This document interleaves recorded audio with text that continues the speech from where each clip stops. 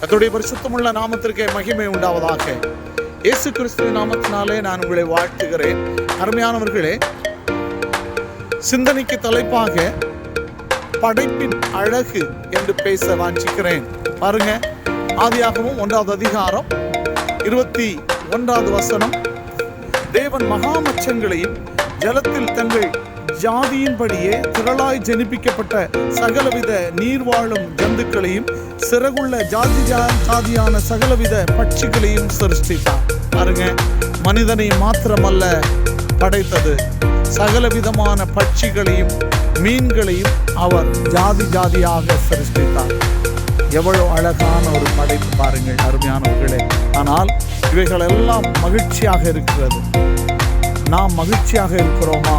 இல்லைனா சில காரியங்களை நினைத்து நம்முடைய வாழ்க்கையில் நாம் வருத்தத்தில் குந்தி போய் காணப்படுகிறோமா? இந்த படைப்புகள் எல்லாம் சந்தோஷமா வாழுகிறது போல நாமும் ஆண்டவராகிய இயேசு கிறிஸ்துவை ஆராதித்து மகிழ்ச்சியின் வாழ்வு வாழ அழைக்கப்படுகிறோம்.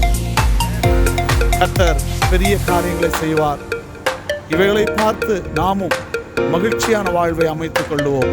இயேசு கிறிஸ்துவின் நாமத்தினாலே நான் உங்களை வாழ்த்தி ஆசீர்வதிக்கிறேன். ஆமென்.